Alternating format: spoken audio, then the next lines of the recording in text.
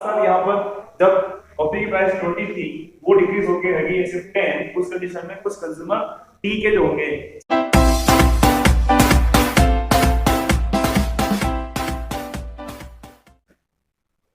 Hello, welcome to channel economics Guruji once again.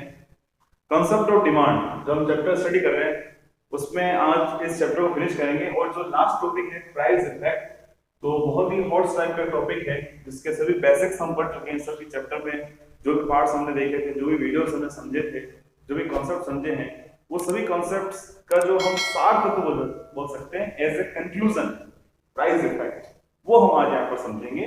What is price effect and what is substitution effect and income effect. तो अभी तक आपने उन parts को नहीं देखा है जो हम इस चैप्टर से रिलेटेड स्टडी कर चुके हैं, तो उनका लिंक मैं इस वीडियो के डिस्क्रिप्शन में मेंशन कर रहा हूं। आप पहले उन वीडियोस को जरूर देखें ताकि अभी जो हम ये प्राइस इफेक्ट के बारे में स्टडी कर रहे हैं वो आपको अच्छे से समझ में आ सके। क्लियर? तो शुरू करते हैं। प्राइस इफेक्ट आप जनरली देखते हैं when price of a commodity changes, it affects the quantity demanded of a particular commodity. यानी जिस कमोडिटी की प्राइस चेंज हुई है, जैसे कि मार्कर है, इस मार्कर की अगर प्राइस मार्केट में चेंज हुई है तो उसका इफेक्ट इसकी डिमांड पर आता है। ऐसा क्यों आता है? इसके पीछे क्या कारण है? या फिर कंज्यूमर है, वो दिन में 5 कॉफी कंज्यूम करता है, 5 कॉफी पीता है, 5 कप। और जब कॉफी की प्राइस बढ़ जाए या कम हो जाए, when price of coffee increases और decreases, then the demand for a coffee by that consumer will also changes according to change in price. According to change in price किस सेंस में होगा? According to law of demand. Law of demand क्या बताता है? There is an inverse relationship between price of the commodity and quantity demanded. मतलब क्या कहता है वो कि when price of a commodity increases, then quantity demanded for that commodity decreases, and vice versa. It means when price of that commodity decreases, the quantity demanded of that commodity will increases. It is law of demand. Price जब change हो रही है तो उसका effect demand पर आ रहा है। ठीक है, अब इसके पीछे कौन से इफेक्ट काम कर रहे हैं? किस लिए यहाँ पर प्राइस बढ़ी है, तो क्यों यहाँ पर क्वांटिटी डिमांडेड कम हो रही है? इसके पीछे कारण क्या है? मेन जो बेसिक कारण काम करते हैं वो है income effect and substitution effect. ये दोनों इफेक्ट मिलकर प्राइस इफेक्ट बनाते हैं। कैसे है वो हम यहाँ पर समझेंगे। इनकम इफेक्ट को देखते हैं हम। जब किसी कमोडिटी की प्राइस चेंज होती है तो कंज्यूमर की जो रियल इनकम है, it means purchasing power of consumer, it also changes according to change in price. When price of a commodity increases, the purchasing power or real income of a consumer will decreases. जब commodity की price बढ़ जाती है तो consumer की खरीदने की क्षमता कम हो जाती है। वही इनकम इफेक्ट है। समझते हैं इसमें क्या है? It refers to change in quantity demanded when real income, मैंने बताया आपको भी, when real income of the buyer changes as the result of change in price of commodity. जब किसी कमोडिटी की प्राइस में चेंज आता है तो उसके कारण उसकी रियल इनकम चेंज होती है और इसलिए यहाँ पर वो डिमांड भी इंक्रीज और डिक्रीज कर देता है। तो इसको समझने के लिए हम यहाँ पे एक एग्जांपल लेते हैं। सपोज कोई कंज्यूमर है, ठीक है, हमने यहाँ पे कंज्यूमर को लिया है और हंसता हुआ कंज्यूमर है। कंज्यूमर हंसता हुआ होना चाहिए हमेशा। तो आप देख रहे हैं कि सपोज उसकी जो मंथली इनकम है वो है आपके पास 10,000 पर मंथ। ठीक है, यानी उसकी जो मंथली इनकम हो गई वो 10,000 पर मंथ है और किसी पर्टिकुलर एक्स क्वांटिटी वो कंज्यूम करता है और उस पर मंथली 1,000 रुपए वो एक्सपेंड करता है। कितने करता है वो? 1,000। कितना कर रहा है यहाँ पर? 1,000 रुपए कर रहा है। नाउ सपोज अगर price of x multiply by 2, मतलब यहाँ पर एक्स की प्राइस डबल हो जाए, 2 से हमने मल्टीप्लाई किया है, डबल हो जाएगी, बढ़ जाएगी, तो उस कंडीशन में क्या होगा? अब उस पर्टिकुलर कंज्यूमर को कितने एक्सपेंड करने होंगे? 2,000। एक कंडीशन दी है आपके सामने, भाई उसकी 10,000 मंथली इनकम है और एक्स क्वांटिटी को कंज्यूम जो एक्सपेंड करता है, खर्चा करता है अकॉर्डिंग टू प्राइस, वो है उसका 1,000 रुपया, 1,000 रुपया। अब when price of commodity, price of x commodity double, मतलब डबल हो गई है, बढ़ गई है, तो उस कंडीशन में उस पर कितना खर्चा होगा? 2,000 का होगा। अगर वो दूसरी कमोडिटीज एक्स के अलावा वाई जेड या फिर कोई अदर कमोडिटी, जैसे कि मैंने यहाँ पर एक्स को माना है मिल्क, दूध का बिल 1,000 रुपया है। अब सपोज दूध की प्राइस बढ़ जाए, डबल हो जाए, तो दूध का बिल बढ़ जाएगा। और उस कंडीशन में अगर वो दूसरी कमोडिटीज, राशन पानी, मकान, बिजली, उन पर वो कम खर्च कर सकता है, तो उस कंडीशन 2,000 खर्च करेगा। मगर जनरली क्या होता है, एक कंज्यूमर का बजट जो होता है वो फिक्स होता है, उसमें कोई चेंजेस हमें देखने को नहीं मिलते, क्योंकि बहुत ही एक जो नॉर्मल कंज्यूमर होता है उसका बजट बहुत ही नॉमिनल होता है, फिक्स होता है, उसमें कोई चेंज बहुत मुश्किल से आ पाते हैं, आप और हम भी जानते हैं। अब सपोज अगर वो 1000 रुपए ही खर्च कर सकता हो, उसमें कोई चेंज नहीं कर सकता, वो 2000 रुपए नहीं कर सकता खर्च, 1000 रुपए खर्च करेगा, तो क्या करना होगा, जो कंजम्पशन वो एक्स का कर रहा है, क्वांटिटी जो एक्स की कंज्यूम कर रहा है, वो क्या कर देगा, डिवाइड बाय 2 आधी कर देगा, तभी खर्चा 1000 रुपए का। ये बात है कि जब प्राइस डबल हो गई है, एक्सपेंडिचर 2000 रुपए आ रहा है, तो उस कंडीशन में उसे क्या करना होगा, उस जो अपना जो डिमांड है उस डिमांड को आधी कर देगा, डिमांड को आधी कर देगा, तो उसका जो कंजम्पशन है वो 1000 के इक्वल रहेगा, और इस कंडीशन में उसका बजट वापस सेम बना रहेगा। तो क्या हुआ, यहाँ पर प्राइस इंक्रीज हुई तो उसने यहाँ पर अपनी डिमांड को डिक्रीज किया, कम किया, घटाया। क्यों घटाया, क्योंकि उसका जो बजट है वो फिक्स है, उसमें चेंज नहीं कर सकता है, उसकी रियल इनकम चेंज हो गई, उसके खरीदने की क्षमता, परचेसिंग पावर चेंज हो गई, यहाँ पर प्राइस बढ़ी तो उसने यहाँ पर अपनी परचेसिंग पावर उसकी कम हो गई, तो उसकी डिमांड को कम कर देता है। एक तो ये कारण है, ठीक है, इसको बोलते हैं इनकम टैक्स। क्लियर, आएगा समझ में? देखो वापस वीडियो को थोड़ा सा वापस पीछे ले जाओ, वापस पॉज करिए या वापस रिकैप करिए, आपको अच्छा समझ में जरूर आएगा। So it refers to change in quantity demanded when real income of the buyer changes as the result of change in price of commodity. Clear? और हाँ, अगर आपको वीडियो अच्छा लग रहा है तो लाइक करना ना भूलें। नेक्स्ट आगे बढ़ते हैं, सब्स्टिट्यूशन इफेक्ट। अब जनरली क्या होता है, जब किसी क्वांटिटी की प्राइस चेंज होती है तो कंज्यूमर सोचता है यार अगर महंगी हो गई बजाय उसकी सब्स्टिट्यूट गुड के, या सस्ती हो गई बजाय उसकी सब्स्टिट्यूट गुड के, तो उसके अकॉर्डिंग क्या करता है, वो दूसरी गुड की तरफ सब्स्टिट्यूट जाता है, या फिर उस कमोडिटी से सब्स्टिट्यूट होकर पर्टिकुलर कमोडिटी की तरफ आ जाता है। तो कैसे उसको समझते हैं, सब्स्टिट्यूटिंग अ चीपर कमोडिटी और रिलेटिवली एक्सपेंसिव कमोडिटी, मतलब जनरली हम जानते हैं जो भी महंगी कमोडिटी होगी उससे सब्स्टिट्यूट करता है उसको चीपर से, जो कमोडिटी महंगी हो जाएगी उसको वो छोड़कर जो भी सस्ती कमोडिटीज होगी, चीप होगी, उसकी तरफ वो शिफ्ट हो जाता है। Is called substitution effect. इसको हम यहाँ पर समझते हैं कैसे। यहाँ पर सपोज हमने यहाँ पर दो कमोडिटी ली है, एक में ली अपन ने कॉफी, ठीक है, और दूसरी ली अपन ने टी। दोनों क्या है यहाँ पर, ये सब्स्टिट्यूट गुड है, ठीक है। अब यानी इसकी प्राइस का इफेक्ट टी की डिमांड पड़ेगा और टी की प्राइस का इफेक्ट कॉफी की डिमांड पड़ेगा। When price of coffee increases, जब कॉफी की प्राइस बढ़ जाएगी तो क्या होगा, उस कंडीशन में जो कंज्यूमर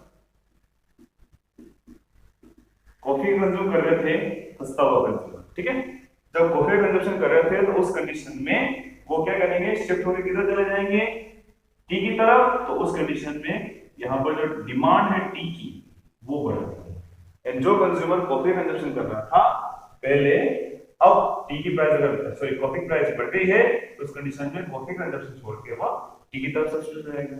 या फिर suppose when price of coffee decreases, coffee की प्राइस कम हो जाए, यानी दिन की 2 कॉफी पीता है, प्राइस कम हो गई तो चाय को कम कर देगा, कॉफी की एक क्वांटिटी ज्यादा बढ़ा देगा, तो उस कंडीशन क्या करेगा, demand for T also decreases, यानी वो टी का डिमांड छोड़कर किस तरफ शिफ्ट हो जाएगा, वो कॉफी की तरफ। यानी वो सोचता है कॉफी में सस्ती है, क्यों ना टी के बजाय कॉफी का कंजम्पशन किया जाए, क्यों टी पिए, चाय क्यों पिए, कॉफी सुपीरियर है, अच्छा है, स्टेटस सिंबल को बताती है, तो क्यों ना कॉफी को पिए।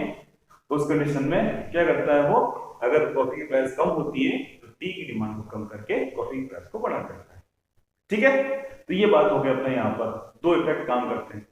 जैसे कि हम यहाँ पर एक कॉफी को लें, ठीक है, हमने यहाँ पर कॉफी को लिया, कोई पर्टिकुलर कंज्यूमर जो है वो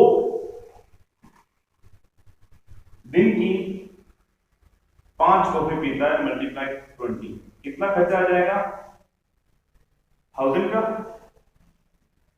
ठीक है, 100 रुपए खर्चा आएगा।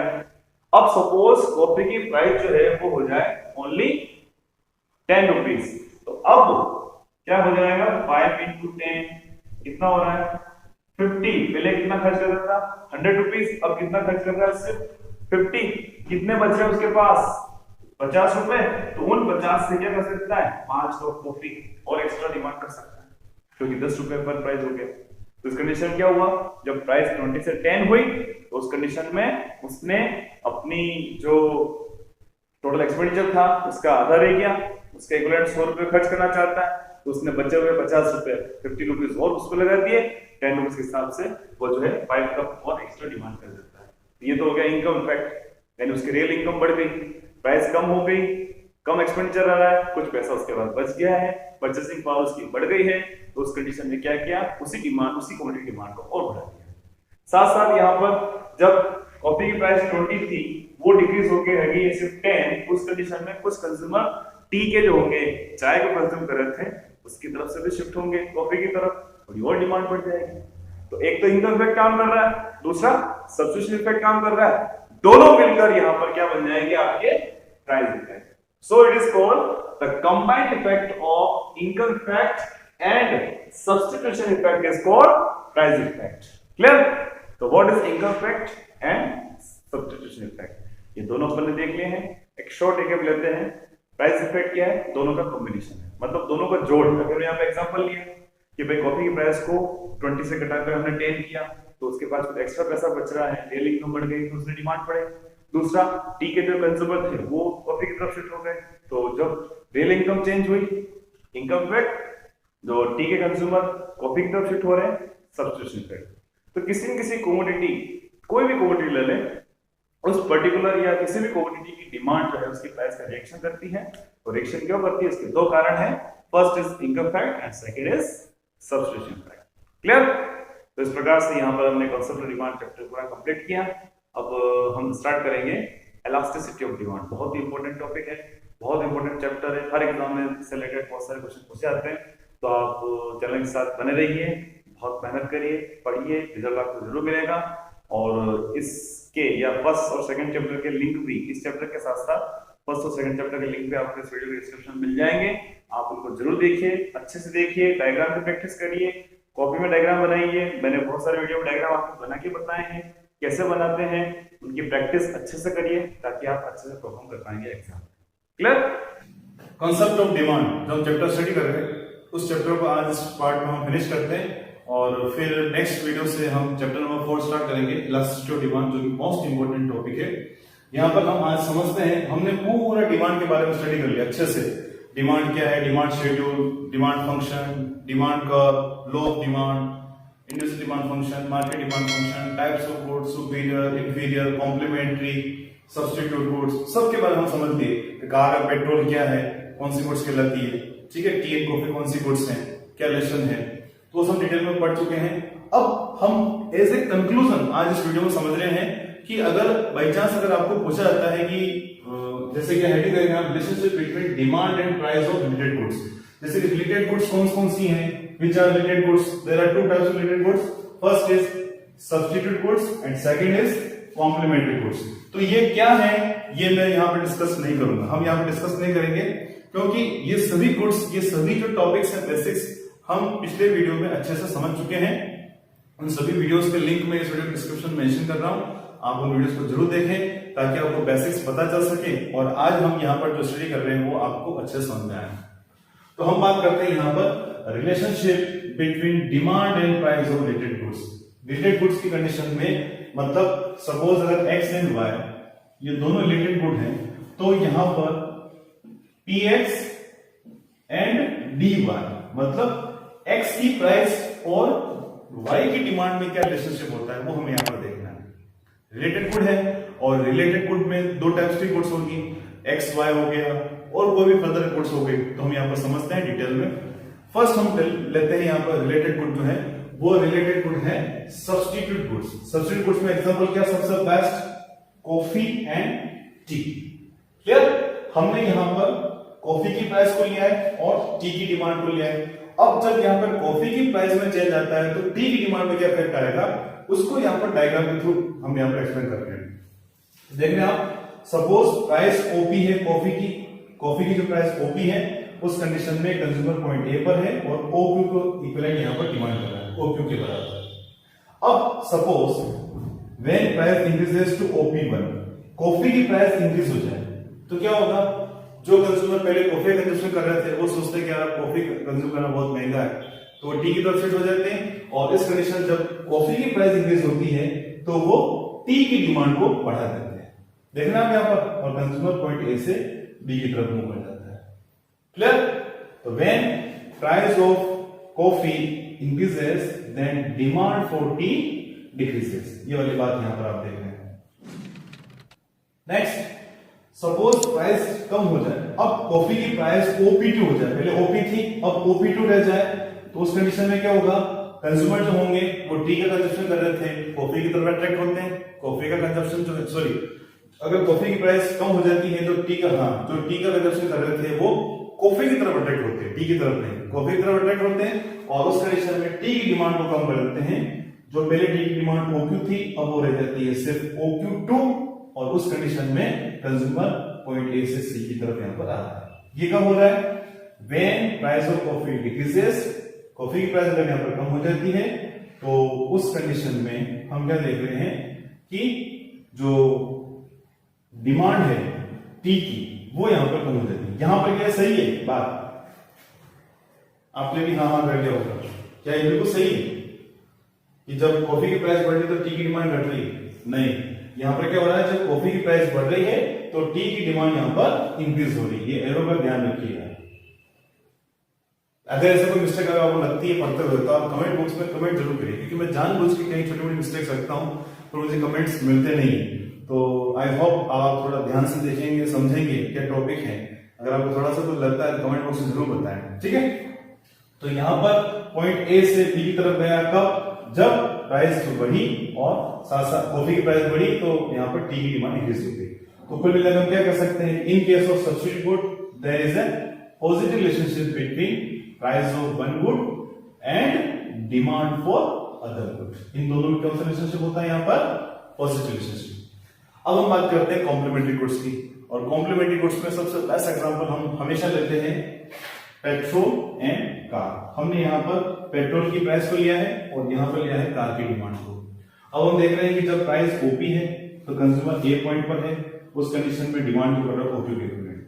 Now when price increases, price अगर पेट्रोल की बढ़ जाए तो क्या होगा, क्या कंज्यूमर पहले के बराबर ही कंज्यूम कर पाएगा, पहले के बराबर ही कार कंज्यूम कर पाएगा? वो सोचता है कि अब कार का यूज करना बहुत महंगा हो गया तो वो कार की डिमांड को थोड़ा कम कर देता है, या फिर मार्केट में पेट्रोल में चलने वाली कारों की डिमांड कम हो जाती है। तो जब प्राइस इंक्रीज होती है तो आप क्या देख रहे हैं, कार की डिमांड यहां पर कम हो गई, तो उस कंडीशन में कंज्यूमर ए से बी की तरफ मूव कर रहा है। ये कब होगा, कब देखने को मिलता है, when price of petrol increases then demand for car decreases. Just reverse चल रहा है, प्राइस इंक्रीज हो रही है तो डिमांड कम हो रही है। अब व्हेन प्राइस डिक्रीजेस, अगर प्राइस कम होती, पहले से कम हो जाए तो उस कंडीशन क्या देख रहे हैं आप कि जो डिमांड थी वो कंज्यूमर पहले से बढ़ा देता है, वो सोचता है यार अच्छा है पहले से यूज करना कार को, तो वो डिमांड को यहाँ पर इंक्रीज कर देता है और उस कंडीशन में पॉइंट ए से सी की तरफ जाता है। और उस कंडीशन में हम देख रहे हैं कि जब प्राइस कम हुई है डिमांड इंक्रीज हो गई, और ये किस कारण हुआ है, इसलिए देख रहे हैं यहाँ पर when price of petrol decreases then demand for car increases. तो आप इन दोनों में क्या रिलेशनशिप देख रहे हैं, नेगेटिव, दोनों इनवर्स डायरेक्शन मूव कर रहे हैं, इसलिए इसका डायग्राम इनवर्स बना। क्लियर? और यहां पर हमने क्या देखा, दोनों पॉजिटिव रिलेशनशिप है, इसलिए यहां पर प्राइस ऑफ कॉफी की प्राइस और टी की जो डिमांड है इन दोनों में पॉजिटिव रिलेशनशिप है, इसलिए यहां पर डायग्राम इसका पॉजिटिव बना है। क्लियर? तो इस प्रकार से हम यहां पर देख रहे हैं कि दोनों में क्या रिलेशनशिप हो सकता है in case of related goods. Okay, तो अभी हमने रिलेटेड गुड के बारे में देखा कि एक गुड की प्राइस और दूसरी गुड की डिमांड में क्या डिफरेंस होता है।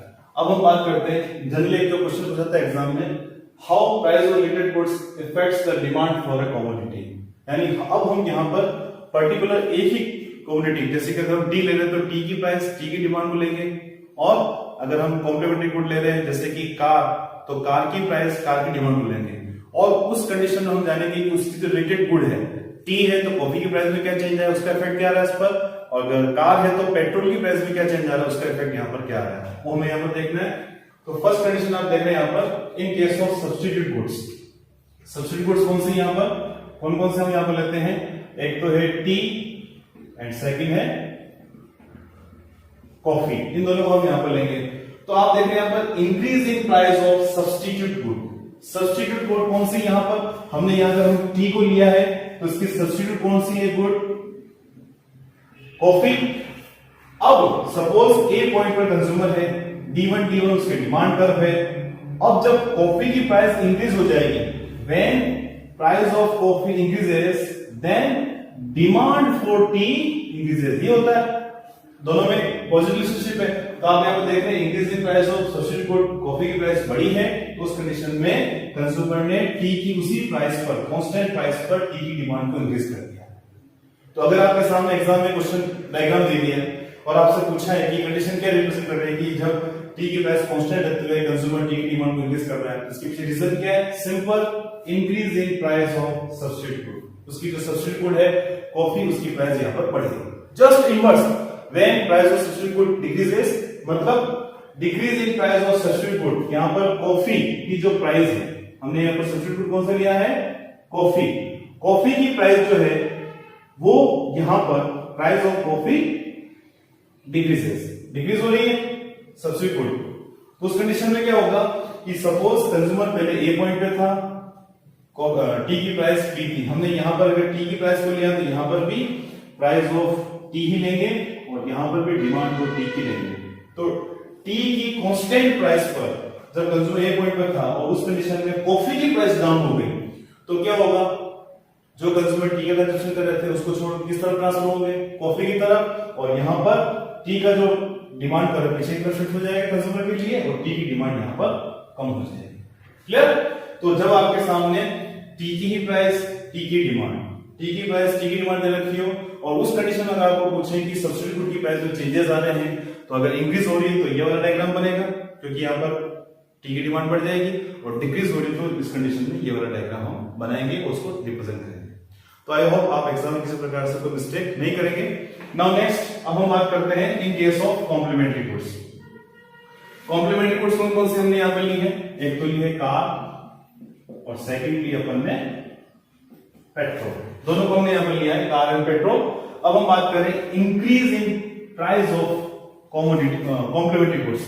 कॉम्प्लीमेंट्री गुड्स की प्राइस में यहां पर इंक्रीज हो रहा है। हमने यहां पर कार की प्राइस और कार की डिमांड को लिया है। सपोज कंज्यूमर ए पॉइंट पर है और उस कंडीशन में इसकी जो कॉम्प्लीमेंट्री गुड है, मतलब पेट्रोल, उसकी प्राइस इंक्रीज हो जाए। पेट्रोल की प्राइस इंक्रीज हो जाएगी तो क्या होगा? When price of petrol increases then demand for car decreases. Inverse relationship होता है। तो यहां पर कार की प्राइस कांस्टेंट होते हुए इस कंडीशन में अगर उसकी जो कॉम्प्लीमेंट्री गुड है पेट्रोल, उसकी प्राइस इंक्रीज हो जाए तो क्या होगा? कार की डिमांड कम होगी। हम देख रहे हैं कम हो रही है आपके सामने। क्लियर? कोई मिस्टेक, कोई दिक्कत, कोई डाउट पॉइंट में? अब समझ देता हूं कि जब कार की प्राइस कांस्टेंट रहते हुए उसकी जो कॉम्प्लीमेंट्री गुड पेट्रोल है उसकी प्राइस इंक्रीज होगी, तो जाहिर है मार्केट में कार की डिमांड कम होगी और उसी कांस्टेंट प्राइस पर कार का डिमांड बढ़कर पीछे की तरफ शिफ्ट हो जाएगा। ये आपके सामने जस्ट इनवर्स हमने यहां पे क्या लिया है? Price of car and demand of car. Car की प्राइस कांस्टेंट है, कंज्यूमर पॉइंट ए पर है, D1 T1 उसका इनिशियल डिमांड कर रहा है। अब अपने सामने कंडीशन दे दी decrease in price of complementary goods, मतलब पेट्रोल की प्राइस कम होगी। When price of petrol decreases, in this condition demand for car DC, demand for car increases. ये होता है। तो यहां पे क्या देख रहे हैं? पेट्रोल की प्राइस कांस्टेंट रहते हुए अब यदि किसी कारणवश कोई भी रीजन रहा हो जिसमें पेट्रोल की प्राइस, कॉम्प्लीमेंट्री गुड्स की प्राइस कम हो जाती है, तो जाहिर है कारों की डिमांड मार्केट में इंक्रीज हो जाती है। क्लियर? तो इस प्रकार से अगर एग्जाम में आपको कोई क्वेश्चन पूछा जाता है तो आपको बिल्कुल भी कंफ्यूज नहीं होना है और आप इजी तरीके से इन डायग्राम के थ्रू आप अच्छे से बता सकते हैं। ओके, अब हम आगे बात करते हैं इनकम से रिलेटेड गुड्स की। तो अब हम आगे बढ़ते हैं। देख रहे हैं आप बोर्ड पर 3 डायग्राम बने हुए हैं, ठीक है? तीनों डायग्राम सेम है।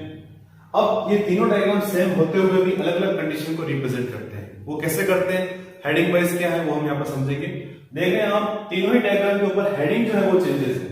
चेंज है relationship between income and demand for normal good, relationship between income and demand for inferior good, and unfavorable and favorable change in preferences and test and preferences। इसमें तो देखना हेडिंग तीनों है। इन तीनों ही heading को हम यहाँ पर सेम डायग्राम में रिप्रेजेंट कर सकते हैं। एग्जाम में अगर आपसे रिलेटेड क्वेश्चन पूछते हैं तो आप इस प्रकार से इनको अच्छे से ड्रॉ कर सकते हैं। तो सबसे फर्स्ट की बात करते हैं हम relationship between income and demand for normal good. We know that there is a positive relationship between in case of normal good, there is a positive relationship between demand for a commodity and consumers income. When consumers income increases, demand for normal good also increases. इसमें price कोई matter नहीं करती। वही बात हम यहाँ पर देख रहे हैं कि प्राइस यहाँ पर कांस्टेंट है। इनिशियल कंडीशन में कंज्यूमर के लिए डिमांड का D1 है और कंज्यूमर पॉइंट A पर। Now when income of the consumer increases, consumer की इनकम यहाँ पर अगर इंक्रीज हो जाएगी तो क्या होगा, कंज्यूमर उसी प्राइस पर ज्यादा डिमांड कर सकेगा, उसके लिए उसका डिमांड का राइट पार्ट आगे कर सकेगा। Just inverse when income of consumer decreases. अब हम बात करते हैं कि कंज्यूमर की इनकम अगर कम हो जाए, डाउन ट्रेंड में चली जाए, तो उस कंडीशन में क्या होगा, उसी सेम प्राइस पर कंज्यूमर अब पहले से कम डिमांड कर पाएगा और कंज्यूमर की जो डिमांड करो किसी की तरफ मूव हो जाएगा। ठीक है, शिफ्ट हो जाएगा। अब हम बात करते हैं इंफीरियर गुड्स की। और इंफीरियर गुड में पता है, in case of inferior good there is a negative relationship between such type of goods income and demand for such type of goods. तो इन दोनों में नेगेटिव रिलेशनशिप होता है। तो अब यहां पर हम बात करते हैं कि सपोज अगर कंज्यूमर की इनकम बढ़ जाए या घट जाए, अब वो पॉइंट ए से बी यानी इनिशियल कंडीशन में प्राइस पी पर कहते हुए वो पॉइंट ए पर है, D1 उसकी डिमांड कर्व है। अब हम बात करते हैं कि सपोज कंज्यूमर की इनकम बढ़ जाए, तो इसका जब इनकम बढ़ने पर कंज्यूमर इंफीरियर गुड की डिमांड इंक्रीज करता है कि नहीं करता है, पहले से वो कम कर देता है। तो उस कंडीशन में क्या होगा, वो पॉइंट सी की तरफ आ जाएगा, यानी उसके लिए जो नया डिमांड था D3 हो जाएगा। तो आप क्या देख सकते हैं यहाँ पर ये कंडीशन कब आई है, व्हेन इनकम इंक्रीजेस। आप क्या देख रहे हैं, यहां पर इनकम इंक्रीज हुई तो क्या हुआ, आगे की तरफ गया था, यहां पर इंक्रीज हुई तो क्या हुआ, पीछे की तरफ आया।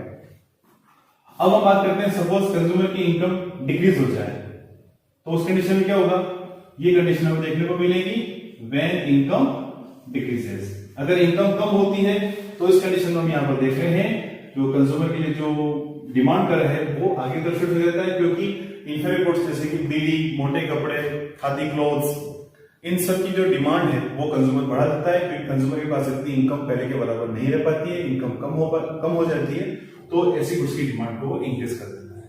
क्लियर? तो इन दोनों ही डिफरेंस आपके सामने है। इस कंडीशन में कंज्यूमर राइटवर्ड शिफ्ट कब हुआ, जब कंज्यूमर की इनकम इंक्रीज हुई, जबकि यहां पर वो राइटवर्ड शिफ्ट कब हो रहा है, जब कंज्यूमर की इनकम डिक्रीज हुई, उल्टा जस्ट। यहां पर हम बात करें कि वो लेफ्टवर्ड शिफ्ट हो रहा है when income of the consumer decreases, और यहां पर बात करें कि वो लेफ्टवर्ड शिफ्ट कब हो रहा है, व्हेन कंज्यूमर्स इनकम इंक्रीजेस। तो ध्यान रखना, एग्जाम में आपको कंफ्यूज नहीं होना है और अच्छे से आपको रिप्रेजेंट करना है। अब हम बात करते हैं preferences and taste. Taste and preferences इन दोनों को लें। तो सपोज कंज्यूमर पहले पॉइंट ए पर है, D1 उसके लिए डिमांड कर रहे हैं और प्राइस कांस्टेंट है यहां पर। इस कंडीशन में अगर टेस्ट एंड प्रेफरेंसेस पहले से अच्छे हो जाए कंज्यूमर के लिए, तो क्या करेगा, कंज्यूमर डिमांड बढ़ाएगा, प्राइस कांस्टेंट रहेगी और उसी कांस्टेंट प्राइस पर कंज्यूमर जो है अब पहले से ज्यादा डिमांड करेगा और वो पॉइंट ए से बी की तरफ चला जाएगा। ये कब होगा, व्हेन प्रेफरेंसेस एंड टेस्ट ये जो है पहले से अच्छे हो जाए, उनका टेस्ट, प्रेफरेंस और टेस्ट पहले से बढ़ जाए, तो उस कंडीशन में उसके लिए डिमांड आगे की तरफ मूव हो जाएगा। नेक्स्ट, अब टेस्ट एंड प्रेफरेंसेस में अगर अनफेवरेबल चेंज हो, तो पहले से टेस्ट बिगड़ जाए, ब्रांड के प्रति उसका प्रेफरेंस नहीं रहा है, तो क्या करेगा, उसी प्राइस कांस्टेंट रहते हुए वो डिमांड पहले से कम कर देगा, उसका डिमांड का लेफ्टवर्ड शिफ्ट हो जाएगा, वो पॉइंट सी पर आ जाएगा। ये कब होगा, when preferences and taste decreases. ठीक है, तो इस प्रकार से हमने यहां पर देखा कि ये तीनों ही डायग्राम सेम होते हुए तीनों अलग कंडीशन को रिप्रेजेंट कर रहे हैं। आप अच्छे से देखिएगा, समझिएगा, एग्जाम से रिलेटेड कोई भी क्वेश्चन आपको पूछा जाता है तो आपको कंफ्यूज नहीं होना है और अच्छे से आप उसको रिप्रेजेंट कर सकते हैं। ओके, तो आई होप इस वीडियो में हमने जो कुछ भी टॉपिक पढ़े हैं वो सभी टॉपिक आपको अच्छे समझ में आए हैं। अच्छा लगे हैं तो लाइक जरूर करें और नहीं समझ में डिसलाइक करें, कोई दिक्कत नहीं। जो भी डाउट माइंड में है कमेंट बॉक्स में जरूर पूछें, मैं उसके जवाब जरूर दूंगा, रिप्लाई दूंगा। और अभी तक आप चैनल को सब्सक्राइब नहीं किया है तो सब्सक्राइब जरूर करना चाहिए, ताकि आपको सभी प्रकार के हॉटस्टार पे questions, basic questions, important question कि किस प्रकार रिप्रेजेंट करना है सब आप अच्छे से कर पा रहे हैं। तो मिलते हैं नेक्स्ट वीडियो में और इस चैप्टर को फिनिश करते हैं। छोटा सा एक पार्ट है प्राइस इफेक्ट, जिसमें इनकम इफेक्ट और सब्स्टिट्यूशन इफेक्ट क्या है उसको डिटेल में हम समझेंगे। मिलते हैं नेक्स्ट वीडियो में। Thank you, thanks for watching Guruji, bye bye.